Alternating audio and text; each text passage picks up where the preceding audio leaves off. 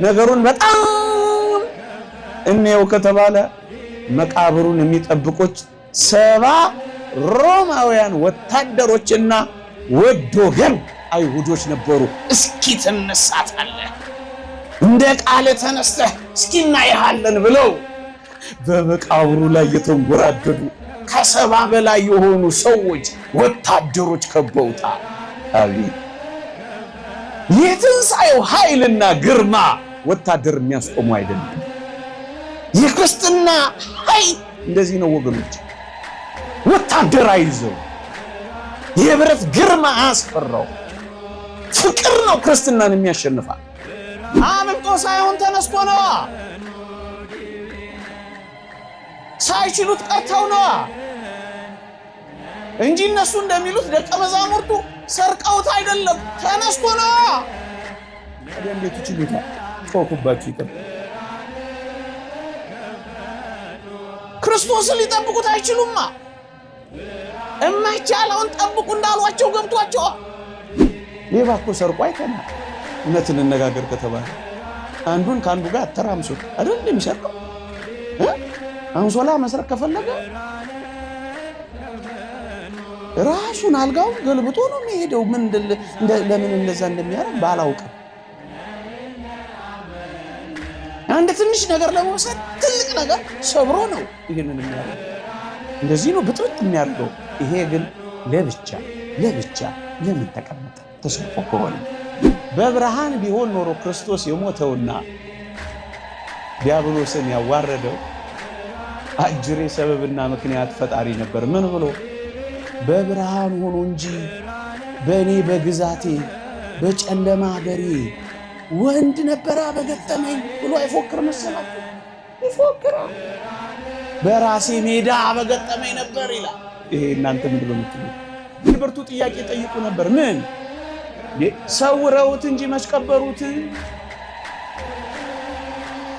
ተደብቆ ነበር እንጂ መቼ የሚል የጥያቄ ማት ያዝጎደጉዱል ነበር። በሁለት በሚታፈሩና በሚፈሩ ሰዎች እጅ መቃብሩን አደረገ፣ በዮሴፍና በኒቆዲሞስ። ለምን ይሄን አደረገው? ጌታ በእውነት ተነስቷል።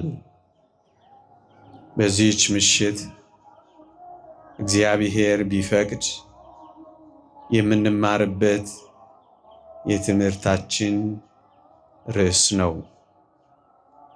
የሉቃስ ወንጌል ምዕራፍ 23 ከቁጥር 33 እስከ 34። ጌታ በእውነት ተነስቷል፣ ለስምዖንም ታይቷል እያሉ በአንድነት ተሰብስበው አገኟቸው ይላል። እኔ ከዚህ ኃይለ ቃል ጌታ በእውነት ተነስቷል በሚል ርዕስ የትንሣኤውን የምስራች በትንሣኤው ሰሙን መነጋገር ይገባልና ጥቂት ደቂቃዎች በዚህ ርዕስ አቆያችኋለሁ። የአባቶቻችን አምላክ የእኛም አምላክ በመካከላችን ተገኝቶ ጥበቡን ምስጢሩን ይግለጽልን። ይልቁንም ስለ እናንተ ሲል በጎን ቃል እንዲያስተምረን ፈቃዱ ይሁንልን። ጌታ በእውነት ተነስቷል። ትንሣኤ ባይኖር እኔና እናንተ እዚህ ባልተሰበሰብንም ነበረ። ትንሣኤ ባይኖር ባለፉት ሰሞናት በእድሜ ዘመናችንም አፋችን ኮቸችላ እስኪመስል ባልጾምንም ነበረ። ትንሣኤ ባይኖር ውርጩን፣ ብርዱን፣ ሐሩሩን፣ ቁሩን፣ ረሃቡን አንችለውም ነበረ። ትንሣኤ ባይኖር ሰማዕታት በእቶን እሳት ውስጥ አይገቡም ነበር። ትንሣኤ ባይኖር በመንኮራኩር መፈጨት እንዴት ይቻል ነበር? ትንሣኤ ባይኖር የመጀመሪያዎቹ ክርስቲያኖች በግበበ ምድር በካታኮምብ እንዴት ይኖሩ ነበር? ትንሣኤ ባይኖር እንዴት አድርጎ ይሄ ሁሉ ሕዝብ ይህንን አንድ ቃል ቁጭ ብሎ ይሰማ ነበር? ትንሣኤ ባይኖር ቅዱሳን ሐዋርያት እንዴት አድርገው ሰቅጣጭ የሆነውን መከራ ይቀበሉ ነበር? ትንሣኤ ባይኖር እንደ ንስር ክንፍ ከአገር አገር የእግራቸው ሸሆና እስኪነቀል እንዴት ይበሩ ነበር? ትንሣኤ ባይኖር በረሃውን ምድረ በዳውን ለምን ይሞሉት ነበር? ለምን ብለው ባለጸጎች ድሆች ሆኑ? ትንሣኤ ስላለ ነው። ለምን ይመስላችኋል? በጣም አመንዝሮች የነበሩ ንጹሃን የሆኑት ትንሣኤ ስላለ ነዋ። ምን በወጣችሁ እናንተ እኔን እዚህ ቆማችሁ የምትሰሙት? አንድ መናኛ ሰው የምታደምጡት? የትንሣኤው ኃይል ስላለ ነዋ። ለምን ሌሊት ትቆማላችሁ? ለምን በማለዳ ለቅዳሴ ትገሰግሳላችሁ? ትንሣኤ ስላለ ነዋ። ለምን መረን አልወጣንም? ለምን ሊል ዘሊል አልሆንም? የትንሣኤው ኃይል ስላለ ነዋ። ቤተ ክርስቲያን ባላውያን ነገሥታት ፊት በአረማውያን ፊት ለምን ደፈረች? ትንሣኤ ስላለ ነዋ። አያችሁ፣ የቤተ ክርስቲያን የሕይወቷ ማዕከል ትንሣኤ ነው። እና ትንሣኤ ባይኖር ምን እንሆን ነበር ካላችሁኝ፣ ሐዋርያት በራቸውን ዘግተው ሙሾ ሲያማሹ እንደኖሩት እኛም በራችንን ዘግተን እየነፈረቅን እንኖር ነበር። ቤተ ክርስቲያን በሯን የከፈተችው መቼ ይመስላችኋል? ጌታ በእውነት መነሳቱን ስላወቀች ነዋ። ለምንድን ነው በዓለም ፊት የደፈረችው? ለምንድን ነው በኔሮን ቄሳር መናፈሻ ግቢ ውስጥ ከነ ሕይወቷ የተቃጠለችው? ትንሣኤ ስላለ ነዋ። ለዚህ ነው ቅዱስ ጳውሎስ አንድ አስደናቂ ቃል የሚናገረው፣ በትንሣኤው ኃይል አምናለሁ፣ በመከራው እካፈላለሁ፣ በሞቱም መስለዋለሁ። ለምን? የትንሣኤው ኃይል። የትንሣኤው ኃይል ጨዋ ያረጋል። የትንሣኤው ኃይል ጭምተኛ ያረጋል። የትንሣኤው ኃይል ንጹሕ ያረጋል። የትንሣኤው ኃይል ዝቅ ያረጋል። የትንሣኤው ኃይል ነው ዓለምን የቀየረው። ስለዚህ ትንሣኤን ማውራት የሚገባ ነው። ጌታ ባይነሳ ኖሮ አሁን እንዳልኳችሁ ደጃችንን ዘግተን ፈሪዎችና ተንቀጥቃጮች እንሆን ነበር። ዓለም ደስ ይለዋል፣ እናንተም ሙሾ ታሟሻላችሁ እንዳላቸው ዓለም ደስ እያለው አሸንፌዋለሁ ብሎ ይጨፍር ነበር። እኛ ግን እያለቀስን እንኖር ነበር። አሁን እኛ እንዘምራለን፣ ዲያብሎስ ይፈራል። እኛ ቀና ቀና ብለናል፣ አጋንንት አፍረዋል። ሰይጣን ዲያብሎስ ቀለሁ እንደወጣ ባሩድ ምንም የማይጠቅም ሆኗል። የትንሣኤውን ኃይል ለሚጠቀሙበት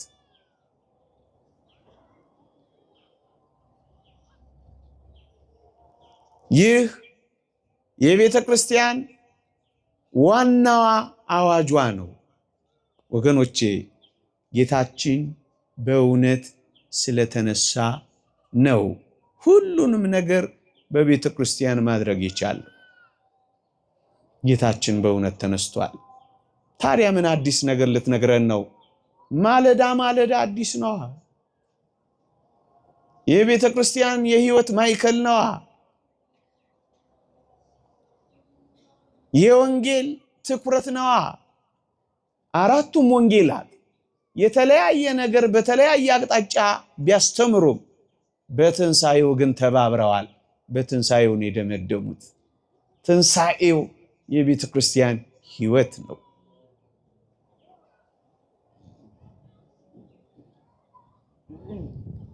ወገኖቼ ይህንን ትንሣኤ ማንም ሊያስተባብለው ወይም ማንም ውሸት ነው ሊለው እንዳይችል ሆኖ የተዘጋጀ ትንሣኤ ነው። እኛ ሁል ጊዜ ክርስቲያኖች የምናወራው እዩ ክርስቶስ ሞቱን እንኳን በአደባባይ ያደረገው አላፊ አግዳሚ በሚያየው ወዲህ ወዲያ የሚመላለሱ ሰዎች በሚመለከቱት ስፍራ ክርስቶስ በአደባባይ በገበያ ቦታ በበዓላቸው ሰሞን ለምን ይመስላችኋል ሞቱን በአደባባይ ያደረገው? ማለት በስውር በጓዳ ወይም ሰው በማያየው በተርታ ሜዳ ለምን ያላረገው ይመስላችኋል ሞቱን? እይ ወገኖቼ ይህን ያደረገው ስለ ትንሣኤው ነው። ክርስቶስ በመንገድ ላይ ወድቆ ወይም በጓዳ ታሞ ወይም አቃስቶ ማቆ ወይም አስታማሚ ምናምን እያመጣለት አይደለም የሞተው። በአደባባይ ተሰቅሎ ነው የሞተው። ለምን? እዩ ትንሣኤውን በአዋጅ የሚያደርግ ስለሆነ ክርስቶስ ሞቱንም በአዋጅ ያደረገው ለዚህ ነው። ለትንሣኤው ምስክር የሚሆን አሟሟት ነው የሞተው እያልኳችሁ ነው። ምን ማለት መሰላችሁ? ሞቱ በአደባባይ ተፈጽሞ እንኳን አይሁድ ክደዋል፣ ትንሣኤውን አላምን ብለዋል። አሟሟቱን በስውር ቢሆን ኖሮ ትንሣኤውን ላለማመን ምክንያት ያገኙ ነበረ። መሞቱን በምን አውቀን ነው ተነሳ የምንለው ብለው ሰበበኞች በሆኑ ነበረ። እዩ ሞቱን በስውር ቢያደርገው ወይም በድብቅ ሞቶ ተነሳው ቢል ኖሮ ይሙት አይሙት ይቀበር ይደበቅ እኛ በምን እናውቅላችኋለን ይሉን ነበረ። አያችሁ ሰበበኞች እንዳይሆኑ ምክንያት ፈጣሪዎች እንዳይሆኑ ያለ ሰበብ ዓለምን ሲያስቀር ምክንያታቸውንም አፍ ሲያዘጋ ሞቱን በአደባባይ ያደረጋል። ለምን? ትንሣኤውን በአደባባይ ስለሚገልጣል። ማለት ምን ማለት መሰላችሁ? ትንሣኤውን በአዋጅ የሚያደርግ ከሆነ ሞቱንም በአዋጅ ነው አለ ያደርግ የሚገባው። ምክንያት የሞተው ነው የተነሳው፣ የገደልነው ነው ሕያው የሆነው፣ የቀበርነው ነው ሞትን የረገጠው መባል አለበት። ክርስቲያኖች አያችሁ አሟሟቱ እንኳን ላነሳሱ የተመቸ ነበር እያልኳችሁ ነው። አንደኛ የዚህ ጥልቅ ምክንያት ሞቱ ምስክሮች ካሉት ትንሣኤው ምስክሮች እንዲኖሩት አድርጎ ነው የሞተው። አያችሁ ይሄንን ማን ሊክድ ይችላል? ገለውታል፣ ሰቅለውታል፣ ቀብረውታል። ያው ራሱ እንደሚነሳ ለማረጋገጥ ሞቱን እንኳን በአደባባይ ያደረገው ለትንሣኤው የተመቸ መደላደል ሲፈጥር። እስኪ ልጠይቃችሁ፣ ክርስቶስ በድንገት ተገልጦ ተነሳው ቢል ወይም ለሞቱ ምንም ምስክር ባይኖር እንዴት የታመነ ሆኖ ይኖር ነበር? ትንሣኤው ይሙት ይገደል ይኑር አይኑር ክርስቶስ የሚባል ይታወቅ አይታወቅ በማይታወቅ ሕዝብ መካከል ድንገት ተነስቶ ከሞት ተነሳው ቢል አጭበርባሪ ነው ከመባል ያለፈ ነገር አይኖረውም ነበር። አያችሁ፣ የሞተውን የተነሳው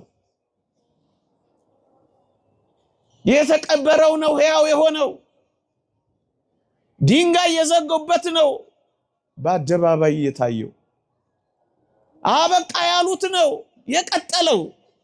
ይሄንን እንዴት ሊክዱት ይችላሉ ወገኖቼ? ለዚህ ነው ጌታችን በእውነት ተነስቷል። ማንም ሰበብና ምክንያት እንዳያገኝ፣ ዓለም የሚያመካኘው ነገር እንዲያጣ ሌላ ምን እንዳደረገ ታውቃላችሁ? እዩ፣ ክርስቶስ እንደ ሞተ ወዲያው የተነሳ እንዳይመስላችሁ። 3 መዓልት 3 ሌሊት ታዲያ በመቃብር መቆየት ለምን አስፈለገው? ይሄ ምርጥ ጥያቄ ነው። ክርስቶስ ኃይሉን ለመግለጥ እሺ አይሙት፣ ግን ኃይሉን ለመግለጥ ወዲያው አይነሳም ነበር? ይችላል። ለምንድን ነው ግን እንደ ሞተ ወዲያው ያልተነሳው? ለ3 ቀን በመቃብር የቆየው የዚህ ምክንያቱ ምንድን ነው ካላችሁኝ፣ አሁንም ጌታችን በእውነት እንደተነሳ ለማረጋገጥ ነው። አይሁድም ሮማውያንም ፈላስፎችም በዚህና በሚመጣው ዘመን የሚነሱ ከሃዲያንም በእውነት አልተነሳም ብለው እንዳይሉት ምክንያት እያሳጣ ነው። እንዴት? እዩ፣ እንደ ሞተ ወዲያው ቢነሳ ኖሮ ምን የሚል ሰበብ ሊፈጥር እንደሚችል ታውቃላችሁ? ይሄ ፈላስፋ ዓለም እንዴ መች ሞተ? ሞትን እኮ ሙሉ ለሙሉ ደግሞ አልተቀበለም። መከራው ራሱ ላይ ወጣ፣ ህማሙም ፌንት አደረገው፣ ለጥቂት ጊዜ ደም አሰከረው፣ በቃ ወደቀ። ከዚያ ወዲያው ተነሳ። ታዲያ ይሄ ሞተ ማለት ይቻላል ብለው ይከራከሩን ነበር። ይሄን ሰበባቸውን ጥርቅም አድርጎ መንገድ ሲዘጋባቸው የተወደደ መድኃኒታችን ወዲያው መነሳት እየቻለ ወዲያው የተነሳ እንዳይመስላችሁ እና ምን አደረገ? 3 መዓልትና 3 ሌሊት በመቃብር በመቆየት በእርግጥም የሞተው እንደተነሳ አረጋገጠ።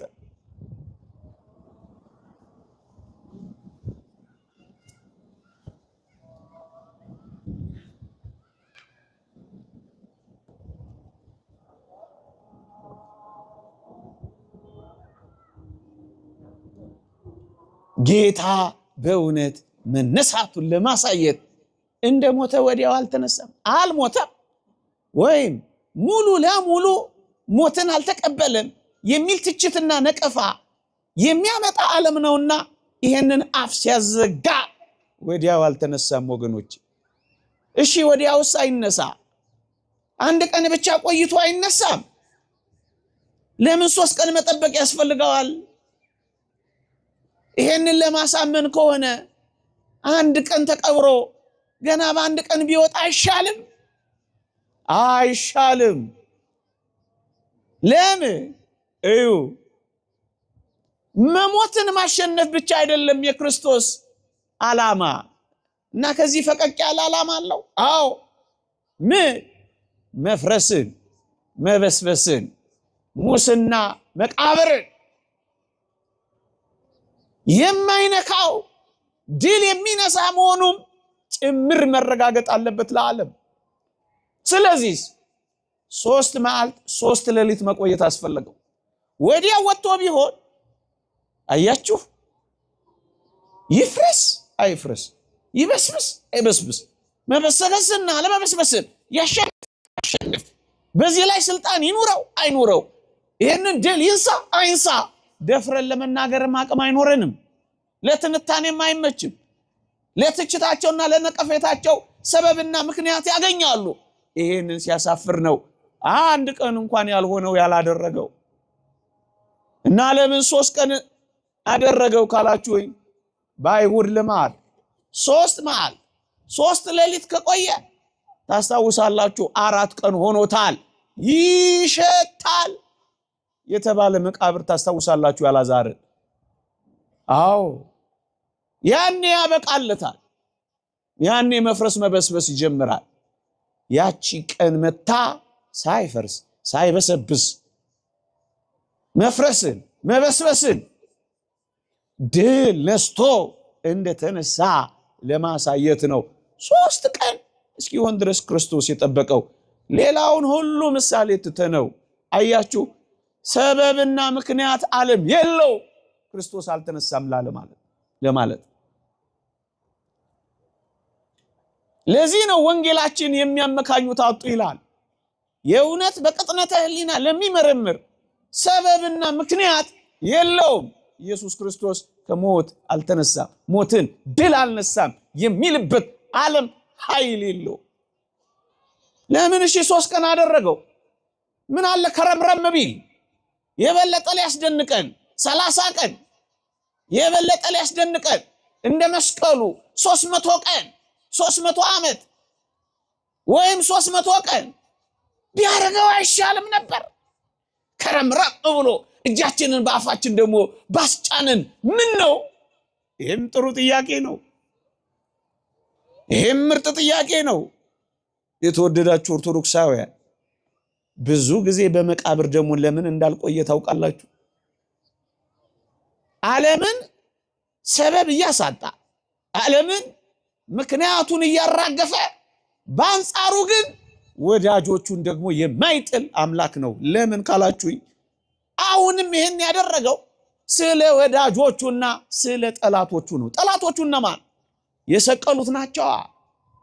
እዩ ብዙ ጊዜ በመቃብር ቆይቶ ቢሆን ኖሮ ክርስቶስ አሁን እንዳልኩት 30 ዓመት 300 ቀን 300 ዘመን ቆይቶ ቢሆን ኖሮ ምን ይሆን እንደነበር ታውቃላችሁ? ሰው ከጊዜ ብዛት የተነሳ ያየውን ይጠራጠራል። ጊዜው ሲረዝም ጊዜው ሲበዛ ያየውን ይጠራጠራል። የሰማውን ይዘነጋል። የሆነውን ነገር ፍጹም አድርጎ ይረሳዋል። አያችሁ ሰቃዮቹ እንዳሉ በዚያ የተሰበሰበው ሰው ሳይርቅ የገደሉት እጆቻቸው ገና የገዳይ እጆቻቸው ገና እየጮሁባቸው ሳይረሱት ሳይዘነጉት ወዲያው ተገልጦ ሊያሳፍራቸው ይገባል። ትላንት ወዲያ የገደለው ማለት አለባቸው። ይሄ ምን ማለት መሰላችሁ?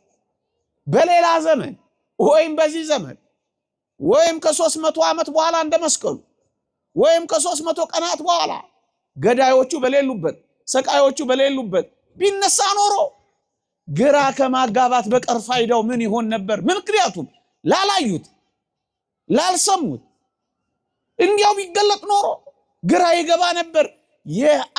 የሞቱ የአይን ምስክሮች እያሉ ግን ከተገለጠ ያን ያሳማኝ ይሆናል። ለዚህ ነው ሳይረሱት ሳይዘነጉት ደግሞም ሳይጠራጠሩት ብዙ ዘመን ሳይቆይ ወዲያው የተነሳው። ለዚህ ነው ኤስ ምክንያት ለማሳጣት ነው። ዓለምን ሰበብ አልባ አድርጓታል። አልቀበል ብሎን ነው እንጂ አዋጁ እውነት ነው። የሞተውን የተነሳው የተቀበረው ነው። መቃብር ረግጦ ድል አድርጎ የተነሳው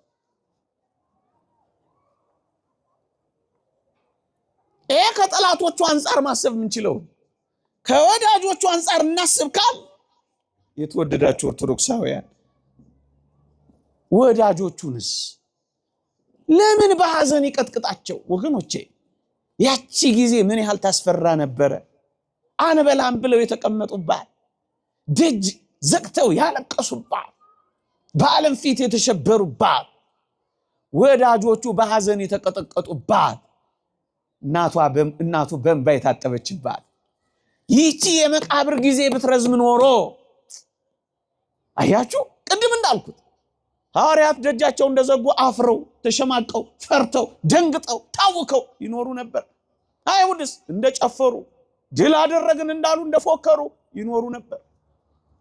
በጥልቅ ምስጢር ግን ሞት እንደሳቀ የሰው ልጅ እንዳለቀሰ ይቀር ነበር። አሁንስ በሞት ላይ መፎከር ጀመረ ክርስትና። በሞት ላይ የሚፎክር እንደ ክርስትና ያለ ማን ነው ወገኖች?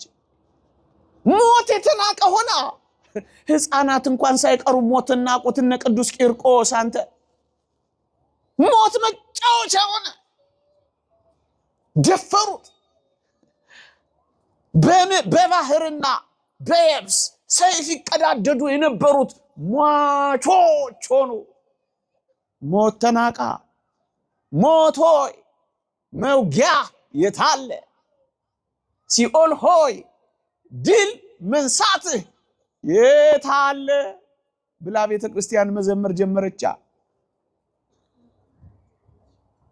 ሞት በክርስቶስ ሞት ተዋጣ። ድል በመነሳት ተሸነፈ። ስለዚህ ሞትን በፈቃዳቸው የሚቀበሉ ወደ ሞት ሰገነታቸው ሲሄዱ እልል የሚሉ ክርስቲያኖች መጣ። ለምን? የሞት አስፈሪነት ተወገዳ። የመቃብር ዋጭነት ቀራ። አዲስ ታሪክ ተሰራ። ሞት ለምታውቅ ዓለም፣ መቃብር ላጣጣመች ዓለም ሕይወት ተገለጣ። ይህንን ምን ሰበብ አለው ዓለም ለመካድ? እውነት ነው፣ ጌታችን ተነስቷል። እና ወዳጆቹ ለምን ብዙ ጊዜ በሐዘን ይተዋቸው? ለምን በእንባ ይተዋቸው? ይህማ ጭካኔ አይደለም። ለዚህ ነው በጊዜ ተገልጦ በራቸውን ወጥተው ከፍተው ከሞት ጋር መጋፈጥ ጀመሩ። ብዙ ጊዜ ቢቆይ ግን እግዚአብሔር ጨከነ ያሰኝ ነበር። ሌላስ ምን ምክንያት አለ ካላችሁኝ፣ ብዙ ዘመን ቢቆይ አንዳንድ አዋቂዎች ነን ባይ ሰውነቱን በሌላ ሰውነት ተክቶ የቀየረ እንዳይመስላችሁ፣ በዛው ሰውነት የተነሳ ስጋውን በመቃብር ሳይተው ከዛው ስጋው ጋር ተዋህዶ የከበረ ስጋ ራሱ ይዞ እንደተነሳ ለማለት ሌላ ስጋ ሌላ ሰውነት እንዳይመስላቸው እኔ ነኝ ዳሱኝ የሚላቸው እኮ ለዚህ ነው። እኔ ነኝ የሚላቸው ለዚህ ነው። ይህንን መዘረዝረው ለምን ይመስላችኋል? ማናቆነን ነው ወይስ እንዲያና እንዲህ እያልክ እንጀታችንን ልትበላው ፈልገ ነው እንዳትሉኝ አደራ። አይደለም፣ በፍጹም አይደለም። ይሄ እውነት ነው። እኛ ባናምነው እንኳን እዚህ ያለነው ሰዎች ባንናገረው ባናምነው እንኳን ይሄ አባቶቻችን ያመኑት ብቻ አይደለም የኖሩበት ብቻ አይደለም የሞቱለት ሕይወት ነው። ለትንሣኤው ነው በመግቢያ እንዳልኳችሁ ይሄ ሁሉ እንጂ ማን ይሰበሰባል? ማንም እዚህ ዞር ብሎም ድርሽ ብሎም አይመጣም ነበር። ጌታችን በእውነት ስለተነሳ። የተወደዳችሁ ኦርቶዶክሳውያን ይሄን እንደ መግቢያ ያዙና ሌሎች እነዚህን የሚያጠናክሩ ጥቂት የትንሣኤውን እውነት የሚያረጋግጡ አንዳንድ ቁም ነገሮችን እናውጋ፣ እንመካከር፣ እናንሳ። እዩ፣ ታስታውሳላችሁ የጌታችን መቃብር ድንጋይ እጅግ በጣም ከባድ ድንጋይ ነበረ ወገኖች። እንኳን መቃብር በአይሁድ ዘንድ እንኳን የሞት መቃብር የውሃ ምንጮች እንኳን የሚገጠሙት በከባድ ድንጋዮች ነበሩ። ታስታውሳላችሁ ሴቶቹ ዋና ጥያቄያቸው ድንጋዩን ማን ያንከባልልልናል የነበረው ለምን ይመስላችሁ? ተራ ድንጋይ አልነበረም በመቃብር ቦታዎች የሚገጠም።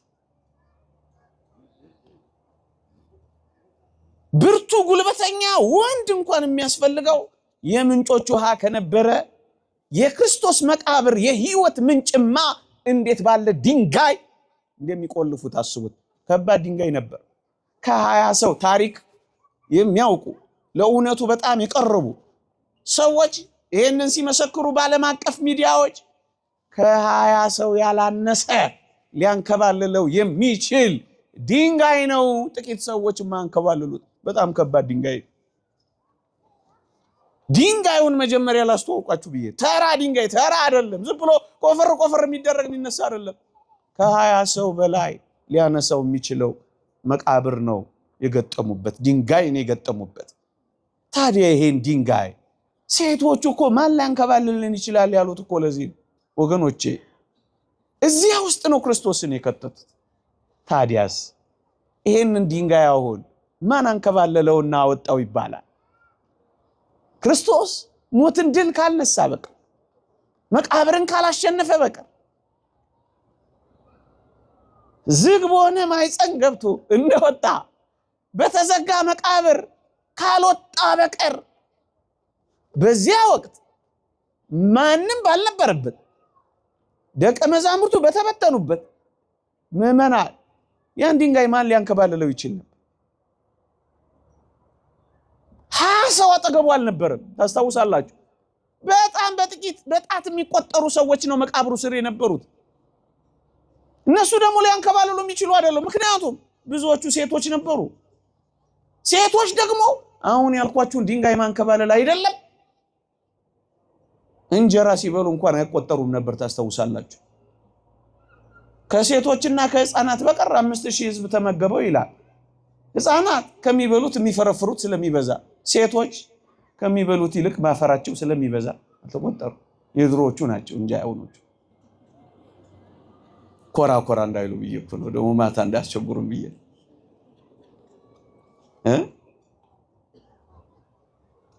እንጀራን ለመቁረስ የማይቆጠሩ መቃብር ለማንከባለል እንደማይቆጠሩ እንድታውቁት ሴቶች ናቸው በብዛት። እንደ ወንዶችም ነበሩ ካላችሁ 11 ሐዋርያት እነሱም ተበትነዋል። እሺ ኑሩ ካላችሁ እንኳን 11 ናቸው። 12ኛው ወጥቷል። እነዚህ ሊያነሱት ሊያንከባለሉት አይችሉ።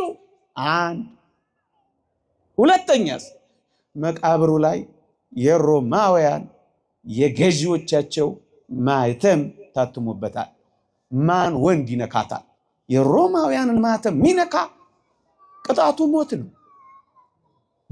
በገዢዎቻቸው በሮማውያን ላይ ንጉስ የሆነው ኢየሱስ ክርስቶስ ካልሆነ ማህተሙን የሚፈታ መጀመሪያ የሞትንና የሲኦልን ማህተም ፈቷል። ከዛስ የሮማውያንን ማህተም እንኳን ሳይቀር ፈቷል። ሌላስ ይገደላል፣ ሌላስ ይቀጣል፣ ሌላስ ይሞታል። ማን ወንድ ይነካታል መሰለ አንተ? አየህ ድንጋዩን የሮማውያንን ማዕተም ተመልከተው። ለትንሳኤው የተመቸ አድርገው ነው እኮ ያቀረቡት። ይሄንን ነው እኮ ያሸነፈው፣ ይሄንን ነው ደስ። ሌሎች ግን ይሄን ቢያረጉ ማይችሉት ነው የሆነው። ለምን? እንዳይቻል አድርገው ማዘጋጀታቸው ነው በእነሱ ቤት። ሶስተኛ ሁለት ነገር ነገርኳችሁ፣ ድንጋዩን ማዕተቡን። ሶስተኛስ በጣም ክርስቲያኖች ክብር ለአባቶቻችን በቅጥነተ ሕሊና ያሳዩን አንድ ምስጢር ቢኖር ምን እንደነበር ታውቃላችሁ? በወህኒ ቤት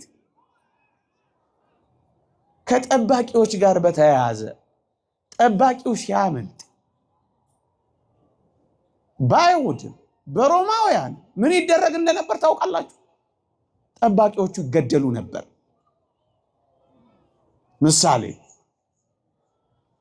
በሐዋርያት ሥራ ምዕራፍ 16 ላይ ቅዱስ ጳውሎስና ሲላስ በወህኒ ቤት ታስረው መዝሙር ሲዘምሩ ታስታውሳላችሁ።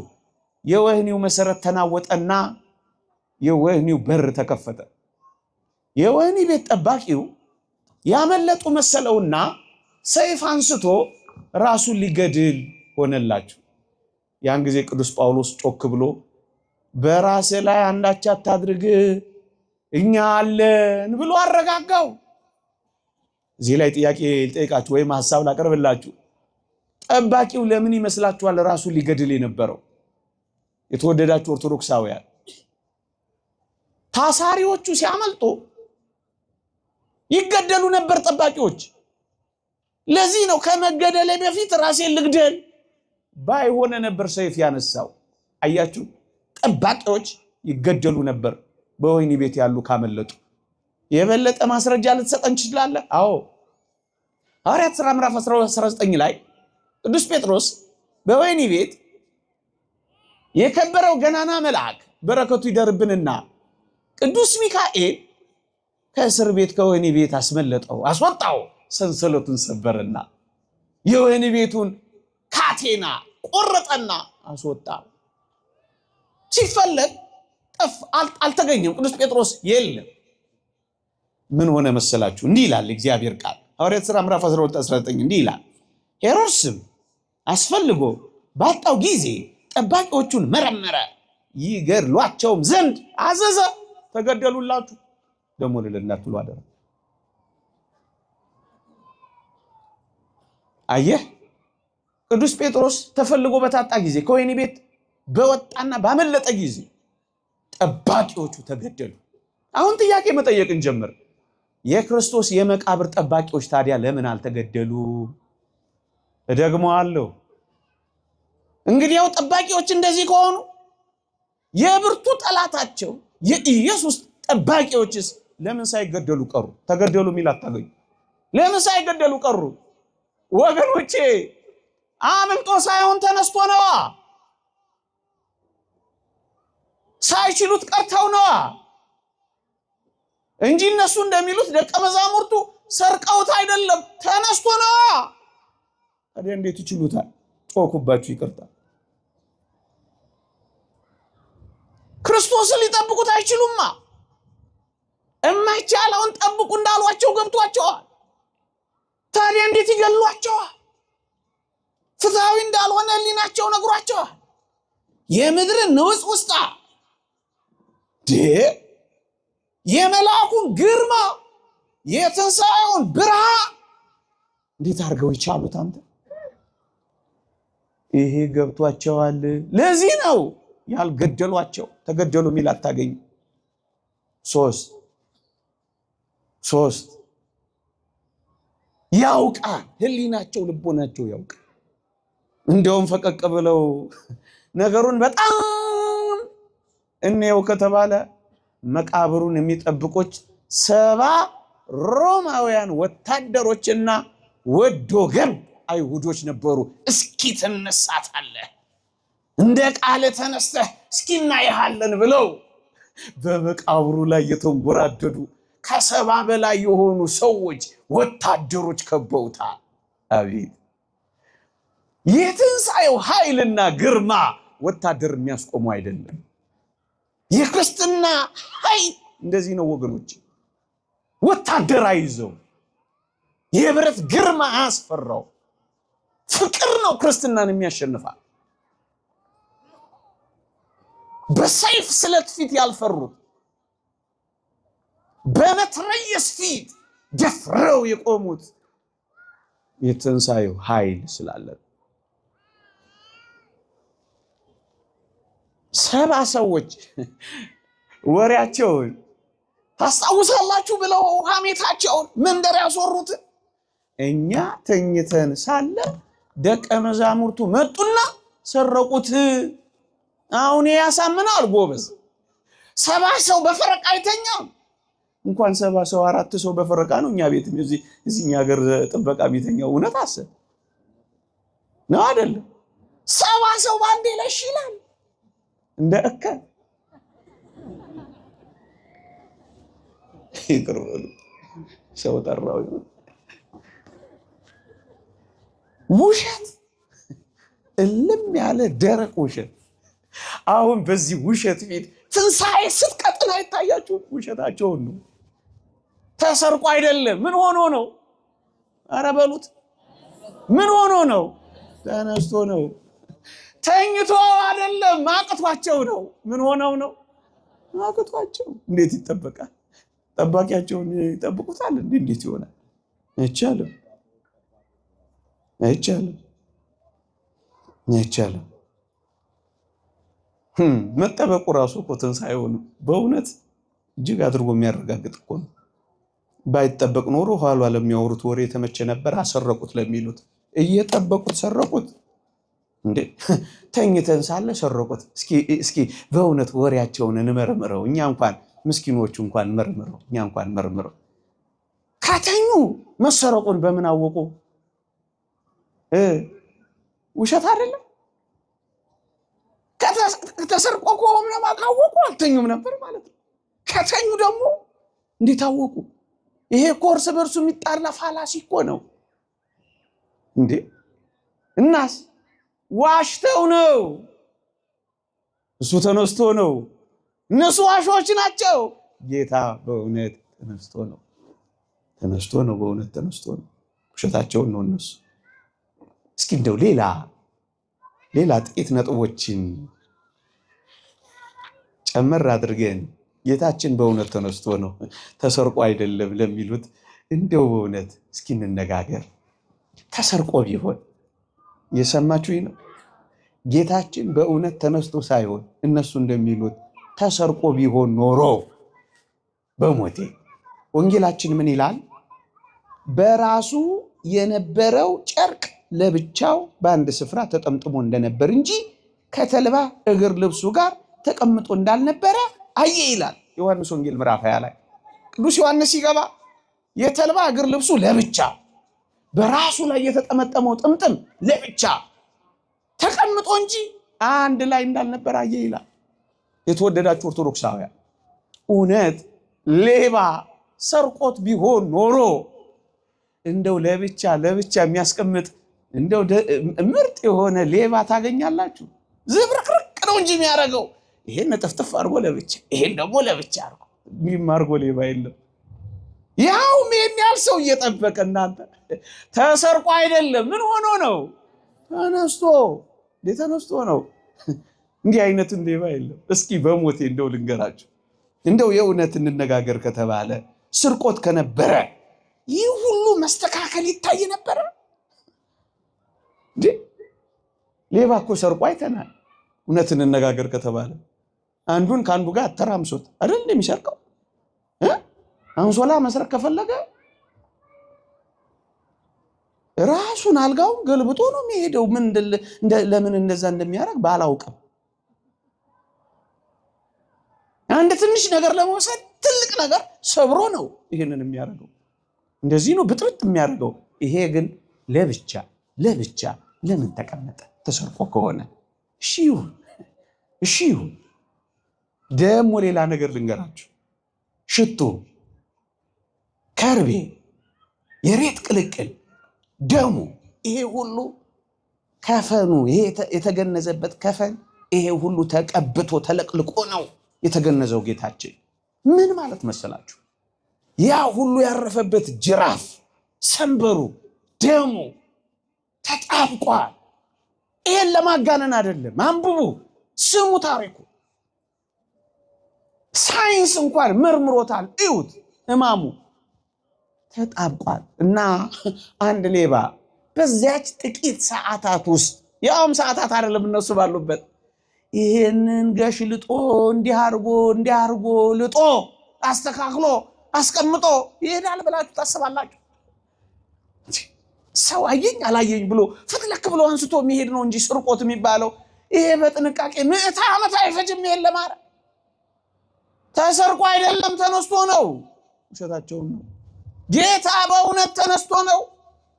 ደግሞስ እንደው ይሰረቅ ከተባለ የተወደዳችሁ ኦርቶዶክሳውያን፣ ስጋውን ከመስረቅ ይልቅ ለአንድ ሌባ ዋጋም ያወጣለት የተልባ እግር ልብሱ ነበር ይላሉ ሊቃውንት። ምክንያቱም በጣም ውድ ነው፣ ነገስታት ቤት የሚለበስ ነው። እሺ ይሰረቅ፣ ታዲያ የተልባ እግር ልብሱን ትቶ ይሄዳል ብላችሁ ታስባላችሁ? አንድ የሚሰርቅ ሌባ ውሸት ነው፣ ተሰርቆ አይደለም። ምን ሆኖ ነው? ተነስቶ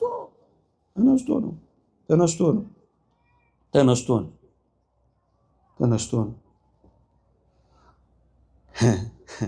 ሐዋርያቱ ሰረቁ፣ ደቀ መዛሙርቱ ወሰዱት። ይሄ ደግሞ እንዴት ያለ አሳፋሪ ውሸት!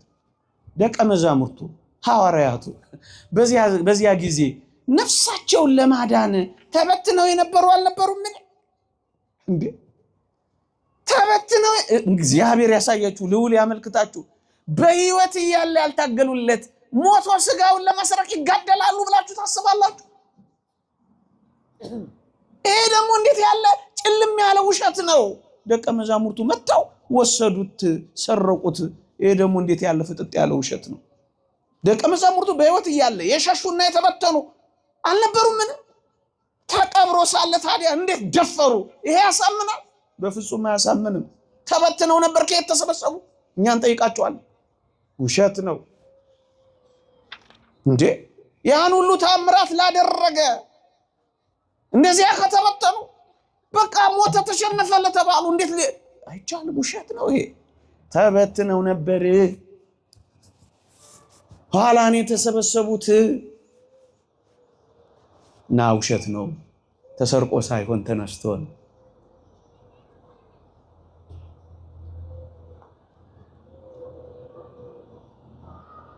ለአይሁድም ለሮማውያንም እጅግ አስገራሚ መልስ ግን ጌታችን ሰጥቷል። እዩ በቅዱሳት መጻሕፍት የእውነት ምስክርነትን በተመለከተ አንድ ቁም ነገር ጠቁሚያችሁ ትምህርቴን ወደ ማብቃት እሄዳለሁ፣ ሰዓት እንዳልወስድባችሁ።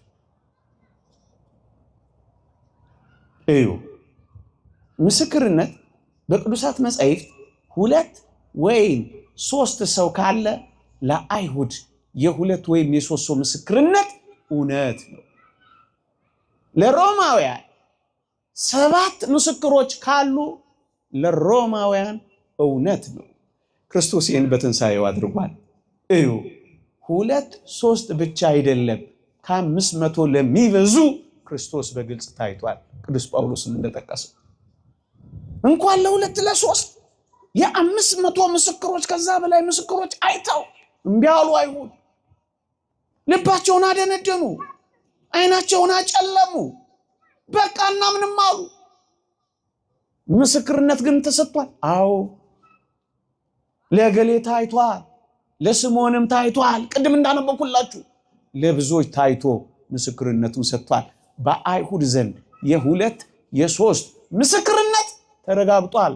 ጌታ በእውነት ተነስቷል። ለሮማውያንስ 7 ሐዋርያት እያሉ ለብቻቸው ተገልጧል። ለምን? የ7 ምስክርነት ለሮማውያን መልስ ሲሰጥ ነዋ። ለ7ቱ በተገለጠ ጊዜ ምስክርነቱን አረጋግጠውላቸዋል። እምቢ አሉ፣ አላምንም አሉ። እንጂስ ተመስክሮለታል፣ በምስክርነት ተረጋግጧል፣ ተነስቷል፣ ታይቷል። እጅግ የሚደንቁ 1-2 ነገሮችን እናንሳና ጌታችን በእውነት ተነስቷል የሚለውን አረጋግጠን ነው። የተረጋገጠ እውነት ነው። እንመስክርና እንሂድ ወገኖች። የተወደደ መድኃኒታችን ኢየሱስ ክርስቶስ የተቀበረው ወይም የመቃብሩን ነገር ያደረገው በዮሴፍና በኒቆዲሞስ እጅ ነው። አንደኛው ባለጸጋም አንደኛው ባለስልጣን፣ አንደኛው ምሁርም አንደኛውም ተከባሪ ነው። ሁለቱም የመቃብሩን ነገር በእነዚህ ሰዎች እጅ ያደረገው እሱ ባወቀ። ለምን ይመስላችኋል የመቃብሩን ነገር ከሐዋርያት እጅ ፈቀቅ ያደረገው? ወገኖች እዩ፣ ሐዋርያት ቀብረውት ቢሆን ኖሮ አይሁድ ብርቱ ጥያቄ ጠይቁ ነበር። ምን ሰውረውት እንጂ መች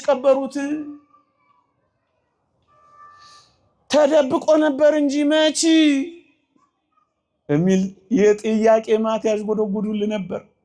በ2 በሚታፈሩና በሚፈሩ ሰዎች እጅ መቃብሩን አደረገው፣ በዮሴፍና በኒቆዲሞስ። ለምን ይሄን አረገው? የመቀበሩ ነገር እንዲጠራጠሩ እንዳይሆን አረገባቸው። የተቀበረውን የተነሳው የተደበቀው አይደለም፣ የተቀበረው ነው የተነሳው። ይሄ መመስከር አለበት። ራሱ ለዚህ ነው እሱ ባወቀ የመቃብሩን ነገር ከሐዋርያት እጅ ያራቀው። የመነሳቱን ነገር እርግጠኝነት ለአይሁድም ለሮማውያንም ደግሞ ለዚህ ለካደው ለመናፍቁ ዓለም የሚያረጋግጠው እሱ ኢየሱስ ክርስቶስ በእውነት አልሞተም ሸወደ እንጂ ለሚለው ለዚህ ለካሃዲውም ዓለም ነው። ፊቱን በቀሬናው ሰው በስምዖን ፊት ለጠፈና ኢየሱስ አመለጠ ለሚለው ለዚህ ለካሃዲው ዓለም ነው። አልገባቸውም እንጂ ማንም ሰበብና ምክንያት የለው። እኛ ዘርዝረን ለማስረዳት አቅም ያንሰን ይሆናል እንጂ ማንም ሰበብና ምክንያት የለው። ሸይጣን እንኳን ሰበብና ምክንያት የለው። ደጋግመው ሊቃውንቱ ማስተምሮታል። ሸይጣን እንኳን እንዴ ለምን ይመስላችኋል ክርስቶስ በመስቀል ላይ ለ3 ሰዓት ያክል ጨለማ ያደረገው ለምን ይመስላችኋል? እርግጥ ሊቃውንቱ ብዙ ምስጢር ይተነትናሉ። በጨለማ የፈጠረውን ዓለም በጨለማ ሊያድነው ወደደ ይላሉ አባቶቻችን። እሱና ሌላ ጥልቅ ትንታኔያቸው እንዳለ ሆኖ አጅሬ ሰይጤ ዲያብሎስ ግን ሰበብና ምክንያት ማጣት ነበረበት። እዩ በብርሃን ቢሆን ኖሮ ክርስቶስ የሞተውና ዲያብሎስን ያዋረደው አጅሬ ሰበብና ምክንያት ፈጣሪ ነበር። ምን ብሎ በብርሃን ሆኖ እንጂ በእኔ በግዛቴ በጨለማ ሀገሬ ወንድ ነበራ በገጠመኝ ብሎ አይፎክር መሰላችሁ? ይፎክራል። በራሴ ሜዳ በገጠመኝ ነበር ይላል። ይሄ እናንተ ምንድን ነው የምትሉት? ሆምና ዌ ነው የምትሉት? ደርቢ ነው ምንድን ነው የምትሉት? እኔ አላውቀውም። ምን አለበት ነግሩኝ። አሁን ለዚህ መሰሰታችሁ ተውትን። የሴቶቹን ጠይቅ የለ እንዴ? ምን ይቀላችኋል? አጅሬ ዲያብሎስ እንደዚህ ነበር። በጨለማ ዓለም ቢያገኘኝ ቢዋጋኝ ቢታገለኝማ አሳየው ነበራ እንዳይል በጨለማ ዓለም ገምጠመውና አዋረደዋ። መስቀል ላይ 3 ሰዓቷ ጨለማ እሱ ነው። በራሱ ቤት በራሱ ጥበብ በራሱ ሀገር በጨለማው በጥልቁ አገኘው፣ አዋረደው። ምን ሰበብ አለ? አይሁድም ሰበባቸውን አጠፋው። ለምን ካላችሁ ወገኖቼ ዝም ብሎ ባገኘው ቦታ ክርስቶስ የተቀበረ እንዳይመስላችሁ። በአዲስ መቃብር ማንም ባልተቀበረበት ንጹህ ስፍራ ለምን የተቀበረ ይመስላችኋል? አሁንም ሰበብና ምክንያታቸውን ሲዘጋ ነዋ። እዩ ሰው ሁሉ በሚቀበርበት ቦታ ክርስቶስ ተቀብሮ ቢሆን ምን ሊሉ እንደሚችሉና ሌላ ሰበብና ምክንያት ሊፈጥሩ እንደሚችሉ ታውቃላችሁ? ምን ብለው የነብዩ የኤልሳን ታሪክ ያመጡላቸዋል። ምን የሚለው እዛ መጽሐፈ ነገሥት ምዕራፍ 13 ቁጥር 20 ላይ ያለው ነው። ምን ይላል?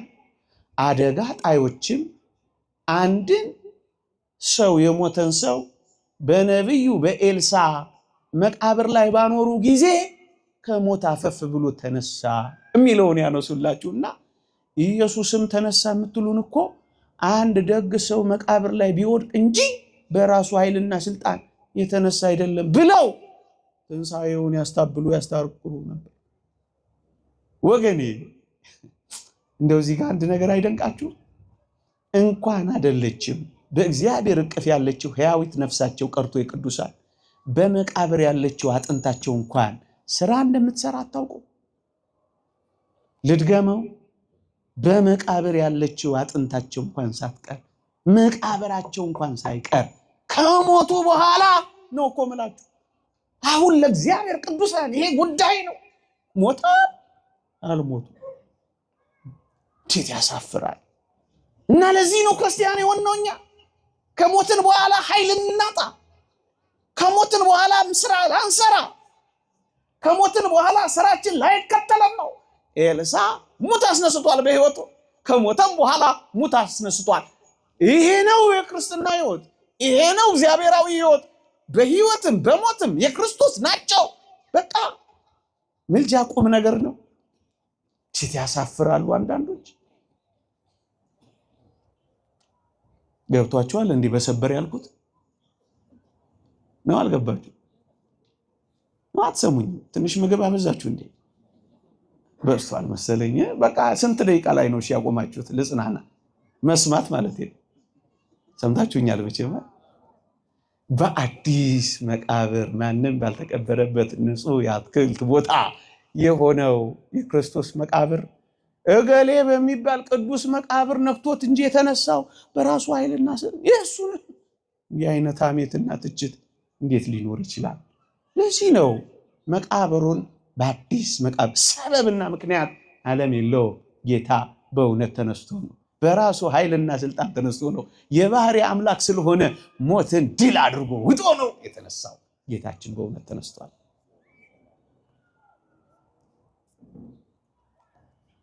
የመጨረሻ ጥያቄ ሞቱ ትንሣኤው ሐሰትና የፈጠራ ውሸት ከሆነ እስኪ ልጠይቃችሁ። ቅዱሳን ሐዋርያት ከትንሣኤው በኋላ የተወደዳችሁ ኦርቶዶክሳውያን እንኳን ለመቀበል ለመስማት የሚሰቀጥጥ መከራን መቀበል ጀመሩ። ሕዋሳቸውን ተቆረጡ፣ እቶነ እሳት ውስጥ ተጣሉ፣ በመንኮራኩር ተፈጩ፣ ቆዳቸውን ተገፈፉ፣ ስልቻ ተሰራባቸው። በኔሮን ቄሳር መናፈሻ ግቢ ውስጥ እንደ ጧፍ ከነ ሕይወታቸው ተቃጠሉ። ከሞተ በኋላ ከተነሳ በኋላ በሕይወት እያለ የሸሹ ከተነሳ በኋላ ግን ይሄንን ሁሉ መከራ ለምን ተቀበሉ? ለሞተ ብቻ፣ ላልተነሳ ብቻ። እንዴ ይሄ ምን ያሳምናል? እንዴት ያሳምናል ወገኖቼ? ሐዋርያቱ ከዛ በኋላ ለምን ሰቅጣጭ መከራ ተቃፈጡ ነው የምላችሁ። እኔ ሲቆራረጡ እንዴት እልል ይላሉ? ሲቃጠሉ ከመኮማተር ይልቅ ለምን ይፈቃሉ? አያችሁ፣ ስለተነሳ ነው። የትንሣኤውን ኃይል ስላዩ ነው። በቃ እኮ ነው ድፍረት የሆናቸው። እስኪ ልጠይቃችሁ፣ በዚህ በምድራዊው ሕይወት የጦር መሪው እያለ ጭፍራው ተዋጊው ይዋጋል። የጦር መሪው እስካለ የጦር መሪው ሲሞት እስካላችሁኝ ሰራዊቱ ይበተናል። ይህንን ማረጋገጥ ትችላላችሁ። በክርስቶስ ግን የሆነው ተገላቢጦሽ ነው። በሕይወት እያለ ተበተኑ፣ ከሞተ ከተነሳ በኋላስ ተሰበሰቡ፣ መዋጋት ጀመሩ። ለምን? የጦር መሪው ትንሣኤውን አዩ። በቃ ይህ እንኳን እንዴት ይሁን? ይሄ ሁሉ ክርስቲያን እንዴት እዚህ ዝም ብሎ ይቀመጣል? እዚህ ድንጋይ ላይ አዋራ ላይ እንዴት ያለፈው ሳምንት ጽኑ ስግደትን ስትሰግዱ ስለተነሳ ነው። መከራ ለምን ታገሳችሁ? ትንሣኤውን ስለምናምን ነው። ስለምናምን ነው። አጋንንት እንኳን እርግጥ የአጋንንትን ምስክርነት አንሰማም። አጋንንት እንኳን አንድም ቀን ኢየሱስ አልተነሳም ብለው አያውቁ። አጋንንት እንኳን ይህን ብለው አያውቁ። አጋንንት ብለው ማያውቁትን ነው አንዳንድ ሰዎች ጨክነው በዚህ ዓለም ላይ የሚሉት። እውነት እንነጋገር ከተባለ ክርስቶስ ያልሞተ ከሞትንም ያልተነሳ የትንሣኤውንም ኃይል ያልገለጠ ከሆነ ስሙ ሲጠራ አጋንንት ለምን ይጨነቃል? ስሙ ሲጠራ ደዌያን ለምን ይፈወሳል? ስሙ ሲጠራ የሚፈስ ደም ለምን ይደርቃል? ስሙ ሲጠራ የካንሰር ሴሎች ለምን ይጠፋሉ? ስሙ ሲጠራ ሽባዎች ለምን ይተረተራሉ? በቃ የሞተ ብቻ ስለሆነ ነው አይደለም። የትንሣኤው ኃይል እውነት ስለሆነ ነው። ቅድም እንዳልኩት አመንዝሮች ለምን ንጹሐን ሆኑ? ገዳዮች ለምን ሟች ሆኑ? ጣዖታት ለምን ተሰባበሩ? ጣዖስ ለምን ደነገጠ? እነ ዜውስ ለምን ተንቀጠቀጡ? ጣዖታት ለምን አፈሩ? ክርስትና ለምን በዓለም ከበረ? የትንሣኤው ኃይል ጌታችን በእውነት ስለተነሳ ነው። ተሰርቆ አይደለም። ምን ሆኖ ነው? ተነስቶ ነው። ይቆየን። የእግዚአብሔር ቸርነት፣ የእመቤታችን አማላጅነት፣ የቅዱሳን በረከት ረድኤት ከሁላችን ጋር ይሁን። የትንሣኤው ኃይል